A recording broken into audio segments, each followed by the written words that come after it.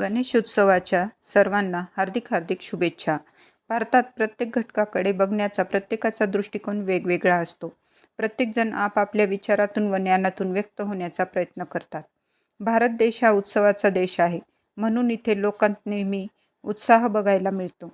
म्हणजेच उत्सव आहे म्हणून उत्साह आहे हेच सांगणे सोयीचे होईल. उत्सव म्हटला की भारतातील लोक जाती भेद, दुःख, दारिद्र्य, कष्ट, संकट सगळे विसरून एकनिष्ठेने उत्सवात सामील होतात. अशातच भाद्रपद महिन्यात येणारा गणपतीचा सण म्हणजे प्रत्येक घरात आणि प्रत्येक माणसाच्या मनामनात एक मोठी पर्वणीच असते. 64 कला आणि 16 विद्यांचा स्वामी गणपती हा भारतातच नव्हे तर देश-विदेशात सुद्धा पूजनीय आहे. गणपतीच्या आगमनासोबतच प्रत्येक भाविकाच्या आयुष्यात उत्साह आणि उमेदीची पालवी फुटते.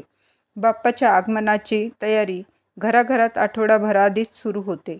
घराघरात साफसफाई, रंगरंगोटी, पूजा साहित्य, मखर व सजावटीचे सामान यांची रेलचेल सुरू होते. दिवसभर काम करून माणूस कितीही दमला तरी बाप्पाच्या आगमनाची तयारी करण्यास त्याचा उत्साह कायम शिगेला पोहोचलेला असतो. त्यामुळे गणेशोत्सवासोबतच शुभ मुहूर्ताची वेळ साधली जाते.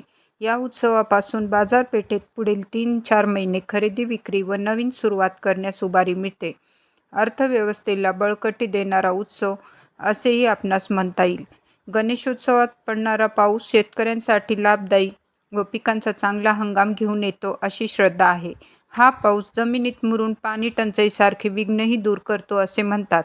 भारत देश हा विविधतेने नटलेला देश आहे. इथे अनेक जाती धर्माचे लोक राहतात. पण गणेशोत्सवात सामाजिक एकजुटीची प्रचिती अख्ख्या जगाला येते आणि म्हणूनच भारतातच नाही तर देश-विदेशातही भक्त लाडक्या गणरायाचे उत्साहात स्वागत करतात. गणपतीच्या आगमनापासून विसर्जनापर्यंत मिळालेले 10 दिवसांचे सानिध्य नवचेतना व ऊर्जा जागवणारी बाब ठरते. दैनंदिन आयुष्यातील तणाव, संकटे, समस्या दूर ठेवून भक्त गणेशोत्सवाच्या परंपरेत लीन होतो.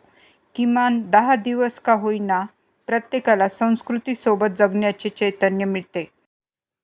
गणेशोत्सव एक प्रकारे देशात आर्थिक, सामाजिक, वैचारिक, बौद्धिक आरोग्य संतुलन घडवून आणणारा सण आहे आणि म्हणूनच तिन्ही लोकांचे रक्षण करणारा, विद्यासिद्धी, बुद्धी देणारा, सर्वांना आनंद देणारा, आरोग्य देणारा, सर्वांचे संकट, विघ्न, दुःख हरणारा गणराया आपल्यासाठी विघ्नहर्ता ठरेल अशी भावना प्रत्येकाच्या मनात असते.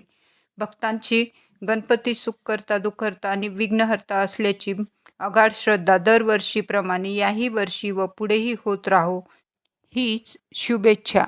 गणेशोत्सवानिमित्त माझ्या काही वाचण्यात, बोलण्यात किंवा ऐकण्यात आलेल्या वाक्यांची मी सांगड घालून हा लेख तयार केला आहे. माझा व्हिडिओ आवडल्यास लाईक आणि सबस्क्राईब करा. धन्यवाद.